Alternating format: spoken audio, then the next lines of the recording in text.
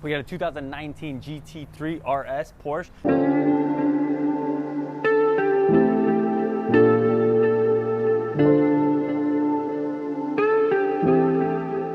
This thing's a beast. Got an IPE system installed. It is a titanium system, valve controlled. Gives it about like 30 more horsepower.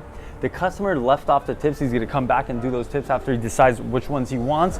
But this thing sounds nasty. We're gonna bring it down and let you guys hear it.